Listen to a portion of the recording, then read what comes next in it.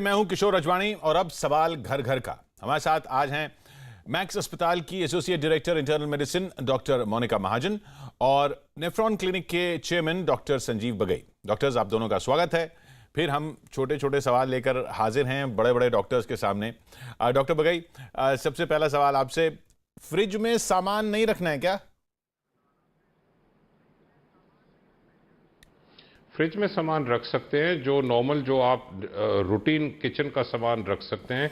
आपने जैसे सामान घर में आए, खाली एक ही प्रिकॉशन रखना है कि जो चीज़ें धुल सके उनको साबुन के पानी से धो लीजिए, और जो बाहर का जो पैकिंग है उसको आप फेंक दीजिए। अच्छा। किचन में जो लेडीज हैं या जेंट्स हैं या जो हेल्पर हैं, उनके हैंड वॉशिंग को आपने ज़्यादा ध्यान देना है ताकि वो अपना हैंड क्लीन रखें।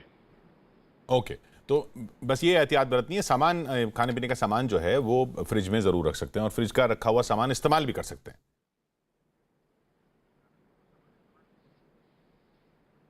करेक्ट।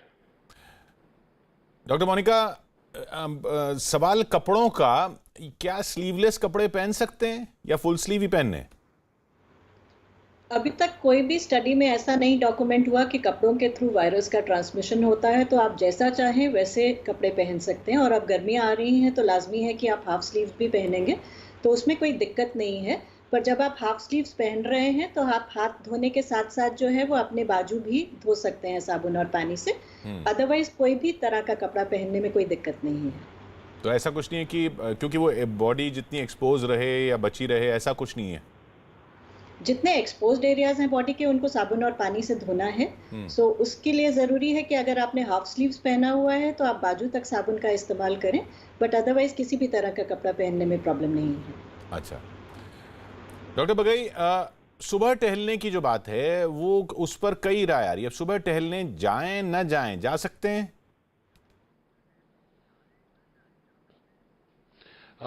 मेरा ख्याल ये इसमें जो इंस्ट्रक्शंस दी गई हैं बहुत क्लियर है कि घर के बाहर आप मत निकलिए। अच्छा, ये बिल्कुल क्लियर है। अगर आपने एक बारी इसकी अगले कुछ दिनों में छूट दी तो आप बहुत से ज़्यादा लोगों को देखेंगे सुबह मॉर्निंग वॉक जाने के लिए, और फिर उसमें दिक्कत आ सकती है। ठीक है, तो घर के अंदर ही जो एक्सरसाइज कर सकते हैं वो करें। बिल्कुल बिल्कुल। डॉक्टर मोनिका, अब घर में काम करने वालों को बुलाना शुरू कर दें अगर अलाउ हो जाता है तो? अगर आप बहुत सारे घर में काम करने वालों को घर में घुसा लेंगे तो आपको ही दिक्कत होने वाली है, क्योंकि लॉकडाउन के बाद जो है वो कम्युनिटी में स्प्रेड होने के चांसेस जो है वो बढ़ जाएंगे। अच्छा। अभी तक जो हम प्रिकॉशंस ले रहे थे वो सडनली जो है लोगों का रवैया चेंज हो जाएगा, लोग इतना सोशल डिस्टेंसिंग नहीं मेंटेन करेंगे, तो जितने लोग आपके घर में घुसेंगे उतने आपके चांसेस जो है इन्फेक्शन को पकड़ने के वो बढ़ते जाएंगे। सो कोशिश ये करें कि अभी तक तो आपको आदत होगी या बिना इनके काम करने की, तो बाद में भी जो है जो जितना मजबूरी है उतने काम वालों को घर में घुसाएं, बाकी सभी को नहीं घुसाएं। साथ ही साथ ये ध्यान रखें कि ये लोग इतने सालों से आपके साथ काम कर रहे हैं तो इनकी तनख्वाह नहीं काटें या इनको जो है वो नौकरी से निकालें नहीं। आहिस्ता आहिस्ता जैसे जैसे वायरस जो है वो फैलना कम होगा तो सभी वर्कर्स को आप घर पे बुला सकते हैं, बट शुरू में सिर्फ जो ज़रूरी वाले वर्कर्स हैं उनको घर में घुसाएं। वो भी मास्क पहन कर रखेंगे जब वो घर में काम करेंगे, और उनको साबुन ज़रूर प्रोवाइड करें ताकि वो काम करने से पहले और काम करने के बाद जो है वो साबुन से हाथ ज़रूर धोएं। सो उनको समझाना बहुत ज़रूरी है, उनको प्रॉपर इंस्ट्रक्शंस देनी है, और साथ ही साथ उनको बताना है कि यदि उनको बुखार या खांसी है तो वो काम पे ना आए, वो छुट्टी लेके घर रह लें, बट काम पे आना ज़रूरी नहीं है क्योंकि आप उनकी तनख्वाह नहीं काटेंगे। जी, तो डॉक्टर बगई, इस केस में क्या मतलब जैसे डॉक्टर मोनिका कह रही हैं कि उनको देख लें, उनकी तबीयत भी ख़राब ना हो, ये भी चेक कर लें, तो क्या जो घर में काम करने वाले हैं उनकी थर्मल स्क्रीनिंग, उनका टेम्परेचर नापना एक रूटीन बना लिया जाए? देखिए, जो थर्मल स्क्रीनिंग है वो बहुत सुपरफिशियल स्क्रीनिंग, जैसे मास गैदरिंग्स एयरपोर्ट के द्वारा या कहीं कांग्रेगेशन के द्वारा, घर में ये इस तरह का थर्मल स्क्रीनिंग की जरूरत नहीं है। अगर किसी हेल्पर या मेड या सर्वेंट या गार्ड को बुखार या सर्दी जुकाम बुखार हो, इस दरमियान मेरे ख्याल उनको लोकल डॉक्टर को दिखाना चाहिए ताकि ध्यान से जांच की जाए कि ये इन्फेक्शन तो कैरी नहीं कर रहे उस प्रकार की। हर फीवर और हर खांसी जुकाम कोविड इन्फेक्शन नहीं है, ये चीज़ ज़रूरी समझनी है। पर अगर उनको खांसी जुकाम या बुखार हो, मेरा ख्याल 3 या 4 दिन, इवन अप टू 5 दिन उनको काम पर मत बुलाइए, उनको घर में रखिए और उनसे संपर्क रखिए फ़ोन पर चेक करने के लिए कि बुखार ज़्यादा तो नहीं है, खांसी तो नहीं है। जो कोविड की जो बुखार और खांसी होती है उसका फीवर ज़्यादा होता है और बहुत ड्राई हैकिंग कॉफ होती है ब्रेथलेसनेस के साथ। तो अगर वो नहीं है तो फिर घबराने की बात नहीं, पर उनको काम पर खांसी जुकाम और फीवर के दरमियान ना बुलाया जाए। और डॉक्टर बगई, स्टीम की जहां तक बात की जा रही कि स्टीम लेने से फायदा है, तो ये भाप या स्टीम रोज लेनी है? स्टीम में इसका कोई बेनिफिट या कोई रोल नहीं है। अच्छा। स्टीम और कोविड का कोई इंटरेक्शन नहीं है, कोई बेनिफिट नहीं है। ये खाली उस चीजों के लिए इस्तेमाल किया जाता है अगर किसी को क्रॉनिक ऑब्स्ट्रक्टिव लंग डिजीज हो या एस्थमा हो, म्यूकस प्लग्स हो। पर वैसे स्टीम देखा जाए तो बहुत से पेशेंट्स फोन करते हैं कि मैं स्टीम ले लूं और पूरी फैमिली वो स्टीमर के पीछे घूमती रहती है। इसकी जरूरत नहीं है। डॉक्टर मोनिका, आप भी ये कहेंगे स्टीम कोई रेगुलर रूटीन ना बनाया जाए? इनफैक्ट WHO के आप इंस्ट्रक्शंस देखेंगे तो उन्होंने क्लियरली कहा है कि गार्गल हो या स्टीम हो, वो सिर्फ आपके अपने पर्सनल हाइजीन के लिए है। गार्गलिंग या स्टीम लेने से जो है वो कोविड-19 का डायरेक्ट कोई भी संबंध नहीं है। सो आप वैसे खांसी जुकाम से बचने के लिए जो है चाहे स्टीम ले लें चाहे गार्गल कर लें, पर उनका कोविड से कोई कंसर्न नहीं है। सो आप स्टीम लेने के लिए अगर एक ही स्टीमर जो है वो घर के सभी फैमिली मेंबर्स जो है वो शेयर कर रहे हैं तो प्रॉबेबली वो ज़्यादा अनहाइजीनिक है, बजाय स्टीम लेने से कोई फ़ायदा खास नहीं होने वाला। ओह। और डॉक्टर मोनिका, लैपटॉप्स हैं, जैसे अब लैपटॉप पे खूब काम करना पड़ रहा है, तो इनको सैनिटाइज करना है? लैपटॉप के अंदर अगर आप कोई भी लिक्विड सैनिटाइजर इस्तेमाल करेंगे तो आपको नया लैपटॉप ज़रूर खरीदना पड़ेगा और जी। हज़ारों का खर्चा ज़रूर हो जाएगा। और मिल भी नहीं रहा, वो दुकानें ही नहीं खुली अभी तो। मिलेगा भी नहीं, बिल्कुल बिल्कुल। सो बहुत सारे लोग ये गलती कर चुके हैं और सैनिटाइजर से अपने लैपटॉप बर्बाद कर चुके हैं। सो लैपटॉप को सैनिटाइज नहीं करने की ज़रूरत है। लैपटॉप पे काम करने से पहले आप अपने हाथों को ज़रूर क्लीन कर लें साबुन और पानी से, उतना काफ़ी है। और लैपटॉप्स जो हैं वो आपस में शेयर नहीं करें, अपना लैपटॉप अपने पास रखें, अपने कोलीग के साथ शेयर नहीं करें, बस उतना काफ़ी है। लैपटॉप को कोई भी लिक्विड सैनिटाइजर से प्लीज़ इस्तेमाल नहीं करना। और डॉक्टर बगई, कुछ साफ करना ही हो लैपटॉप जैसी चीज या लैपटॉप ही, तो कितना या किससे साफ करें? सैनिटाइजर से तो नहीं करना है? या मेरे ख्याल ये बहुत ही ज़रूरी क्वेश्चन है, क्योंकि अक्सर हम देख रहे हैं कि ज़्यादातर जो एडल्ट्स हैं, बच्चे हैं, एडोलेसेंट टीनेजर्स हैं, लैपटॉप या बाकी डिवाइसेस का इस्तेमाल करते हैं। और एडल्ट्स तो क्या सारे के सारे सेल फोन्स इस्तेमाल करते हैं। हमें पता है कि ये अलग अलग जगह पड़ी रहती हैं ये चीज़ें और उससे इन्फेक्शन आ सकती है। तो एक तो है अपना हाइजीन, जैसे हैंड वॉशिंग, जैसे डॉक्टर मोनिका ने कहा है। पर ये जो लैपटॉप एंड सेल फोन्स का एक सेपरेट स्टेरिलाइजिंग सोल्यूशन आता है जो स्क्रीन बचाए और जो बाकी जो सारे जो एरियाज हैं कीबोर्ड के उसको साफ रखे। तो उसका जो सोल्यूशन है, क्लीनिंग सोल्यूशन, वो अलग है, बट उसका रखना घर में वैसे भी अत्यंत जरूरी है ताकि वो सरफेस है आपकी स्क्रीन की या जो कीबोर्ड की वो साफ रहे। अच्छा डॉक्टर बगई, आंवला, नींबू, इन सब चीज़ों की बात हो रही है, तो ये ज़्यादा खाना है, इससे कुछ फ़ायदा है?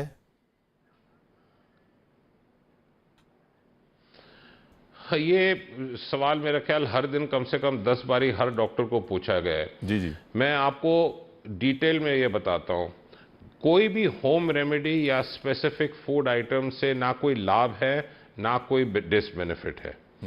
कोई भी आप चीज़ खाना चाहें वो आप खा सकते हैं। खाली इस चीज़ का ध्यान रखिए कि आपका जो फूड हो जहाँ तक हो सके घर का fresh, hygienic, homemade, balanced diet हो। अक्सर फैमिलीज में देखा गया है, स्पेशली नॉर्दर्न इंडियन फैमिलीज में, कि वो अपना कोई नुस्खा, अपना कोई मिक्सचर बनाते हैं। कोई तोरी डाल रहा है, कोई करेला डाल रहा है, कोई बाकी चीज़ें डाल रहा है, कोई पत्ते डाल रहा है, कोई जड़ी बूटी डाल रहा है। समटाइम्स इस चीज़ों के साथ हानि भी हो सकता है, हानि भी हो सकती है। हमने ये बहुत बारी देखा है, स्पेशली डेंगू सीजन में लोग बहुत ज़्यादा पपीते का छिलका और करेले के छिलके और ये सब इस्तेमाल करते हैं। वो प्लेटलेट्स बचाते नहीं। समटाइम्स हमने देखा है कि प्लेटलेट्स कम हो जाते हैं इसके साथ। तो आपने कोई भी स्पेसिफिक कोई चीज़ के पीछे भागना नहीं है। जो आप नॉर्मली घर में खाते हैं वही काफ़ी है। डाइट का खाली एक चीज़ ध्यान रखना है, एडिक्वेट न्यूट्रिशन होना चाहिए, यानी बैलेंस होना चाहिए, एडिक्वेट हाइड्रेशन होना चाहिए, मतलब पानी, दूध, चाय एडिक्वेट हो। अच्छा, तो डॉक्टर मोनिका फिर यानी कि ये नींबू आंवला ये जो सिट्रस या विटामिन सी बढ़ाने के लिए ये सब चीज़ें खाने के लिए ना की जाएं, या कर रहे हैं तो नुकसान भी नहीं है जैसे डॉक्टर बगई कह रहे हैं? ये सारी चीज़ों में विटामिन सी नेचुरल फॉर्म में है, तो ये ओवरऑल आप सारा साल ही जितना चाहें उतना खा सकते हैं, बट इनका कोरोना के साथ जो है वो कोई विशेष प्रोटेक्शन एलिमेंट नहीं पाया गया है। सो अगर आपको नींबू और आंवला वैसे पसंद है तो खाएं, बट उसके लिए कोरोना से बचने के लिए नींबू और आंवला खरीदने की ज़रूरत बिल्कुल भी नहीं है। अच्छा, तो डॉक्टर मोनिका बेडशीट्स, चादरें ये रोज़ बदलनी है? वैसे ही रोज़ बदलनी चाहिए, लेकिन इसमें इस वक्त क्या ख़ास ख्याल रखना है? नहीं, आप जितनी भी स्टडीज़ आप देखेंगे और WHO की गाइडलाइंस देखेंगे, उनमें क्लियरली बोला गया है कि ये कपड़ों के थ्रू जो है वायरस डायरेक्टली ट्रांसमिट नहीं होता है। तो आप जो है वो बेडशीट्स और घर के जो कपड़े हैं वो जिस रूटीन से पहले वॉश कर रहे थे उसी तरह वॉश करेंगे, और नॉर्मल डिटर्जेंट और सोप के साथ ही इन चादरों को जो है वो वॉश करेंगे। इसके लिए अलग से कुछ नहीं करना होता। सिर्फ प्रिकॉशन उन लोगों के लिए आती है जो कि कोरोना पॉजिटिव हैं और घर में होम क्वारंटाइन पे हैं। सो जब उनकी चादरें या उनके कपड़े जो है वो वॉश कर रहे हैं तो उनको बेशक जो है वो आप ज़्यादा फ्रीक्वेंटली वॉश कर लीजिए, या जो है वो वॉश करने के लिए जब उनके चादर या कपड़े उठा रहे हैं तो ये ध्यान रखें कि आप उसके बाद वो हाथ अपने मुंह या नाक को ना छुएं, ताकि आपको उनसे ना इन्फेक्शन हो जाए। बट अदरवाइज जैसे आप सारा साल जो है वो कपड़े धो रहे थे, चादर धो रहे थे, साबुन और पानी या डिटर्जेंट से उसी तरह से करेंगे, अनटिल एंड अनलेस कि आपके घर में कोई कोरोना का पेशेंट है जो कि होम क्वारंटाइन पे है, तो तब आपको जो है वो ज़्यादा एहतियात बरतने की ज़रूरत है। तो डॉक्टर बगई ये बेडशीट्स की जहाँ तक बात हुई, जैसे डॉक्टर मोनिका कह रही हैं, अगर पेशेंट है तब तो ऑब्वियसली आपको ख्याल रखना है, लेकिन कुछ और कोई बुखार वगैरह है घर में, खांसी है, तब भी बेडशीट्स पर कुछ खास ध्यान देना है इस सीजन के लिए? जी जी, ये अगेन बड़ा इंपॉर्टेंट क्वेश्चन है। मैं इसको दो पार्ट में आंसर करूंगा। देखिए, जो वेल टू डू फैमिलीज हैं, middle class, upper middle class, well to do families, independent bedrooms हैं, सोशल डिस्टेंसिंग घर में भी रख रहे हैं, उनका जो शीट्स, बेड शीट्स, बाकी लिनन है अक्सर साफ रहता है। बट मैं आपका अटेंशन इस चीज पर लेना चाहता हूं कि जो कम्युनिटी लिविंग में है, स्लम्स में है, क्लस्टर लिविंग में है, उनमें ज़्यादा ध्यान रखना है, क्योंकि अक्सर वहाँ जो क्लोथिंग है, शीट्स हैं या बेड कवर्स हैं, वो अक्सर शेड होते हैं। रही बात खांसी जुकाम की, घर के अंदर या जो लोग स्पेशली स्लम्स में हैं, जो भी खांसी या जो भी जुकाम हो या जो भी स्नीजिंग हो, अगर वो ओपन एयर में हो या वो कपड़े में हो और वो कपड़ा कहीं पड़ा रहे, तो उसमें इन्फेक्शन ट्रांसमिशन का रिस्क रहता है। तो अगेन, जैसे ज़्यादा लोग जैसे कमरे में हो स्लम्स में, again I am mentioning slums, क्योंकि काफ़ी जगह सारे मेट्रोज में क्लस्टर लिविंग और बहुत हाई पॉपुलेशन डेंसिटी एग्जिस्ट करती है ये एरियाज, उसमें ज़्यादा ध्यान देना है। बट जो नॉर्मल लिनन है, जैसे आप नॉर्मल मेंटेन करते हैं, नॉर्मली वॉश करते हैं, वो आप प्रोटोकॉल कंटिन्यू रख सकते हैं। अच्छा डॉक्टर बगई, अब पीने के पानी में कोरोना हो सकता है क्या? ये नहीं देखा गया, पर जो पीने का पानी वैसे ही इंडिया में कहा गया है कि उबाल के लिया जाए, स्पेशली जो स्मॉलर बच्चे हैं उनको तो उबाल के, प्रेग्नेंट मदर्स को उबाल के, अगर साफ पानी आरओ का ना मिले तो उबालिए। वैसे आरओ का पानी सब जगह मिलता है। अनक्लीन वाटर, कोरोना में ज़्यादा रिस्क नहीं है, बट वैसे जो intestinal infections, loose motion, dehydration, vomiting, typhoid का रिस्क और हेपेटाइटिस का रिस्क ज़्यादा रहता है।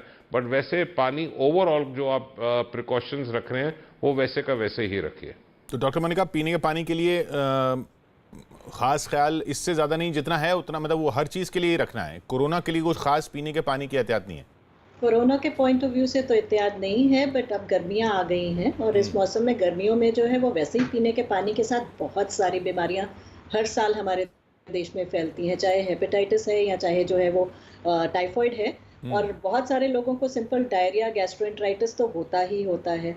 तो इसलिए बेटर ये है कि आप पानी का जो है वो इस्तेमाल करने से पहले उसको जो है वो फ़िल्टर करें या उसको जो है उबाल कर ठंडा करके पिएँ।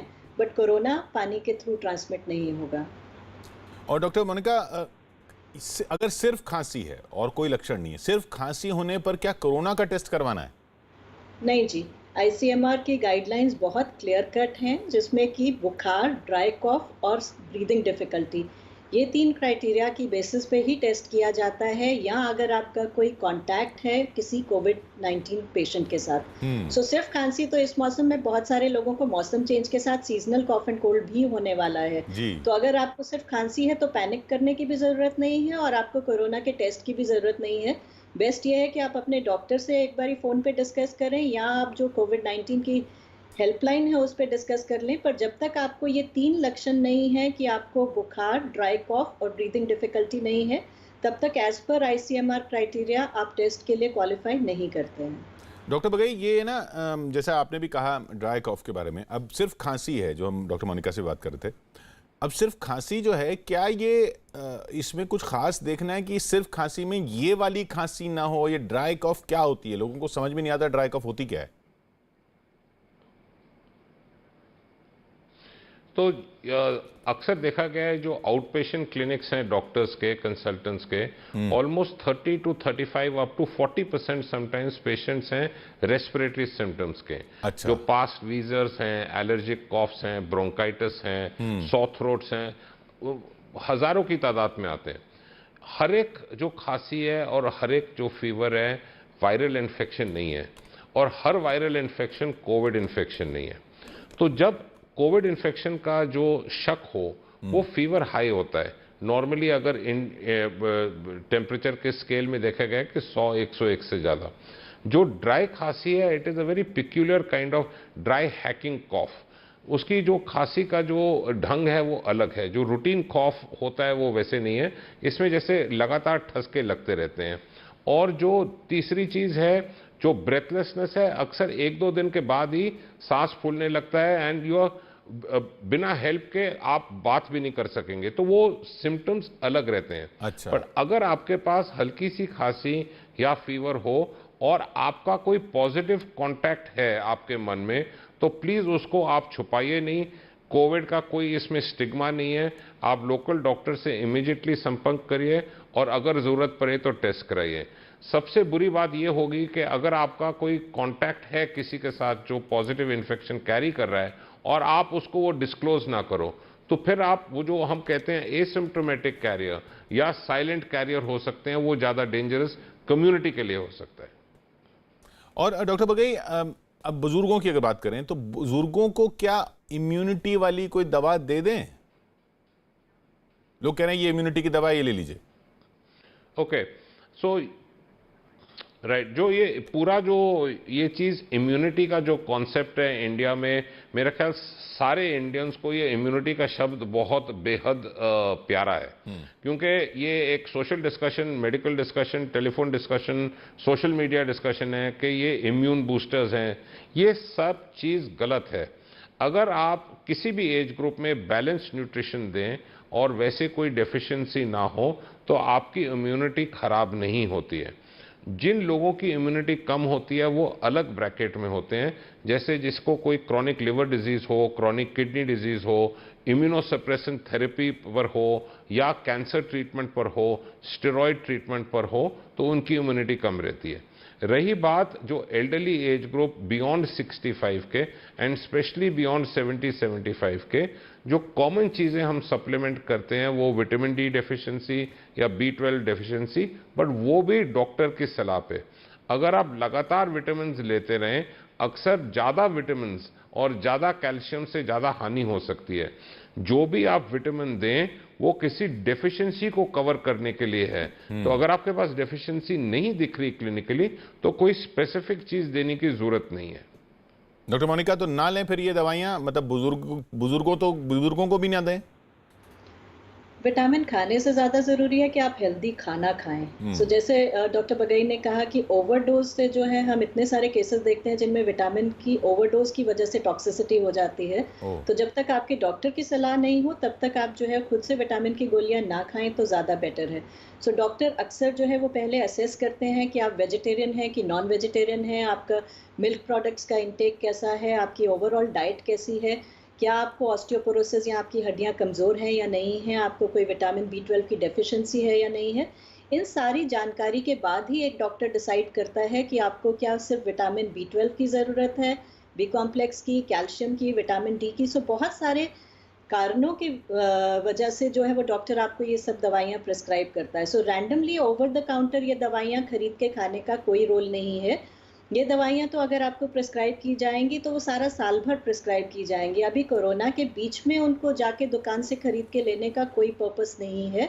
आपको अगर ये रिक्वायरमेंट होगी तो आपका डॉक्टर असेस करके आपको बताएगा कि इनमें से आपको कौन से सप्लीमेंट की ज़रूरत है या नहीं है।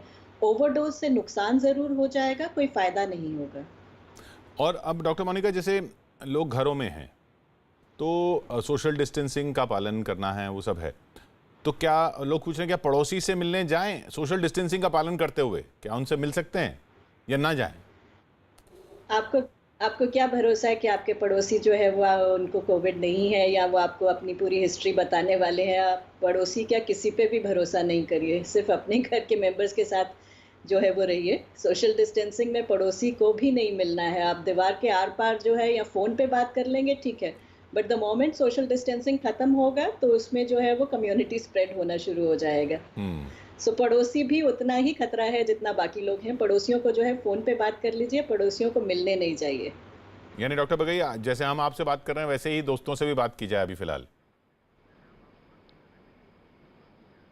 आप बात करते रहिए हमारे साथ, हम बात करते रहेंगे। नहीं, but on a more serious note, जो डॉक्टर मोनिका ने कहा है बहुत ही ज़रूरी है, क्योंकि जितने आप ज़्यादा लोगों से घर के बाहर आप मिलेंगे, जितने ज़्यादा लोगों के साथ आप बात करेंगे, अगर आप 3 फुट का डिस्टेंस भी रखेंगे, रिस्क तब भी है। तो आपका घर जाने का के बाहर का मकसद एक ही होना चाहिए कि अगर कोई डायर मेडिकल इमरजेंसी हो या कोई आपका जो हेल्प है या घर में कोई ड्राइवर है या सर्वेंट है आपके लिए शॉपिंग करने जा रहा हो, या अगर वो सर्वेंट नहीं है आप अपने आप जाएं। मेरी दूसरी सलाह ये रहेगी कि हर दिन आप बाहर ना जाएं। अगर आप एक सिंगल पर्सन हैं घर में और आपको जाने की ज़रूरत है, तो अगर हो सके जो नॉन पेरिशेबल आइटम्स हैं, आप 2 दिन 3 दिन का स्टॉक इकट्ठा ले लीजिए। तीसरी चीज़, अब गवर्नमेंट ने भी ये हेल्प करी है कि जो इमरजेंसी दवाइयाँ हैं वो भी आपको घर पहुँचाई जाएंगी। तो जो मेन जो बॉटम लाइन है कि जितना आप घर के बाहर एक्सपोजर कम रखें उतना आपका रिस्क कम रहेगा। अब खाने की जहाँ तक बात है डॉक्टर बगई, एक चीज़ है जिसको लेकर ना बहुत ही लोग डाउट में रहते हैं, वो है तली हुई चीज़, जैसे पकोड़े। अब पकोड़े खाने बंद कर दें इस सीज़न में, कोरोना सीज़न में? आप घर जी आप घर में जो कुछ आप बनाना चाहें आप प्लीज़ बनाइए, उसमें कोई रिस्ट्रिक्शंस नहीं है। जो नॉर्मल बैलेंस डाइट है आप वैसे लीजिए। इसमें जो ज़्यादा तली हुई चीज़ वैसे ही हार्मफुल है। तो ये नहीं कि आपने पकौड़े या जलेबियां या तले हुए समोसे हर दिन खाने हैं, वो नॉर्मली हेल्थ के लिए हानिकारक है। बट ओकेजनली अगर आप घर में पकौड़े बनाएं या कुछ बनाएं, that is absolutely okay, it is safe. अगर आप किचन में हाइजीन रखें, रूटीन जो आप खाना नॉर्मली बनाते हैं और उसमें अगर पकौड़ा एग्जिस्ट करता है आपके जो लिस्ट में अगर बन रहा है, तो प्लीज़ खाइए। नहीं डॉक्टर मोनिका, जैसे लोगों का रूटीन जो है ना, वो घर पे बैठे हैं, छुट्टी है तो घर पे बैठे हैं, घर पे बैठे हैं तो पकोड़े बन रहे हैं। तो अब तो घर पे ही बैठे हैं तो वो फिर रोज़ बन रहे हैं पकोड़े, वो अवॉइड करें। बिल्कुल, मैं ये कहूँगी कि पकौड़े आप तब खाएं अगर आप कोविड ख़त्म होने के बाद बहुत सारे पैसे खर्च के नए कपड़े खरीदने को तैयार हैं, क्योंकि एक्सरसाइज तो हो नहीं रही है। पकौड़े खाएंगे तो 2-4 किलो वजन तो बढ़ेगा ही बढ़ेगा। सो अगर आपके पास बहुत सारे पैसे हैं और आप अपने कपड़ों की, क्लोथ्स की अलमारी को जो है वो चेंज करना चाहते हैं, तो पकौड़े, पूरी, कचौरी सब कुछ खाएं। बट अगर आप ऐसा नहीं चाहते हैं, क्योंकि एक्सरसाइज की इंटेंसिटी बहुत कम हो गई है, बहुत कम लोग जो हैं वो रूटीन से घर पे एक्सरसाइज कर रहे हैं, जबकि डॉक्टर ये सलाह देते हैं कि आप रोज एक्सरसाइज करिए, एटलीस्ट कुछ ना कुछ स्टेप्स जो है वो ज़रूर चलिए, कुछ ना कुछ योगा या व्यायाम करें। बट एक्सरसाइज की इंटेंसिटी आधी से कम रह गई है। तली हुई चीज़ों का सेवन जो है वो डबल हो गया है। सो उसका नतीजा ये होने वाला है कि इस सब के एंड में वज़न बढ़ेगा, शुगर बढ़ेगा, कोलेस्ट्रॉल बढ़ेगा, ब्लड प्रेशर बढ़ेगा। सो ये सारी तली हुई चीज़ों को खाते समय जो है वो ये याद रखें कि आप अपने शरीर को कितना नुकसान पहुंचाने वाले हैं। So once in a while आपने अपने मूड को चीयर अप करना है तो ठीक है, कोई घर में ओकेजन है तो ठीक है, हफ्ते में 1-2 बारी ठीक है, बट अगर आप हर रोज़ ही अपना मूड ठीक करने के लिए पकौड़े या पूरी कचौरी बनाने लगेंगे तो ये ठीक नहीं है।